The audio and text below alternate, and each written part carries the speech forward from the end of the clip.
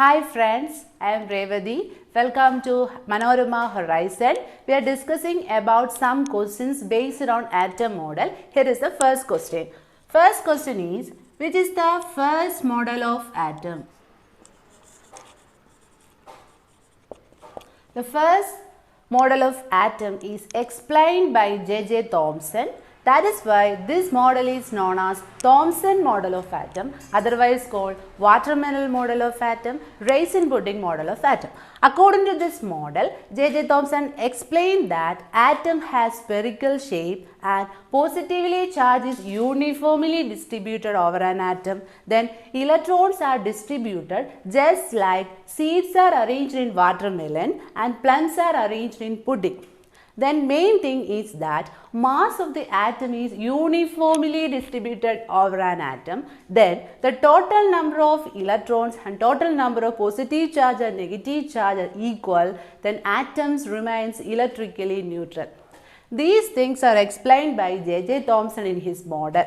First, shape of atom. What's the shape of atom? Atom has spherical shape. Is it clear how to distribute electrons? Electrons are distributed just like the seeds are arranged in watermelon.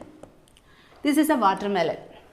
And these are seeds. The seeds are like electrons. And this red part is positively charged. These seeds are arranged in just like seeds are arranged in watermelon and the red part is positive charge. The positively charge is uniformly distributed over an atom. The positive charge and negative charge numbers are equal, then atoms remains electrically neutral. Is it clear? Here is the next question. Explain the Rutherford atom model. Rutherford explained his model on the basis of his experiment is known as alpha ray scattering experiment. He bombarded a very thin gold foil with the alpha particles.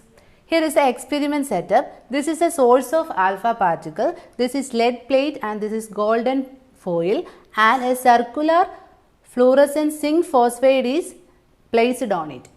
And alpha particle is emitted by the source and the alpha particle is passed through the gold foil and some alpha particles are passed through the gold foil without any deviation or deflection and very few alpha particles are deflected in small amount and very few alpha particles are bounded back nearly 180 degree.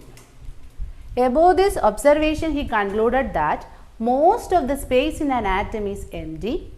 Very few positive charge is concentrated at the center, that is called nucleus. And volume of nucleus is negligibly small as compared to the volume of atom. And he proposed the new atom model that is known as planetary model of atom. The electrons are revolves around the nucleus in a fixed path that is called orbit. Then most of the space in an atom is empty and electrons and nucleus are held together by electrostatic force of attraction. Is it clear? Wrong statement. The electrons revolves around the nucleus in a circular orbits. This is a right statement. Next, these orbits, these circular orbits or shells are stationary. This is also right statement. Next, each shell is associated with a definite amount of energy. This is also right statement. All shells have equal energy levels. This is a wrong statement. All shells have equal energy levels are wrong statement because 1, 2, 3, 4 etc. or K, L, M, N. These are represented by the shells and this is also called principal quantum numbers. According to this Bohr model, this is the wrong statement. All shells have equal energy levels. This is a wrong statement. Next question. Which is the expression of energy of electron in an orbit? There are 4 choices. First, En is equal to RH into 1 by n square. Next, En is equal to minus RH into 1 by n and En is equal to RH into 1 by n all square. En is equal to minus RH into 1 by n square. Which is the energy expression? This is the expression of energy of electron in an orbit. En is equal to minus RH into 1 by n square. RH is called Rydberg constant. Rydberg constant. Is it clear?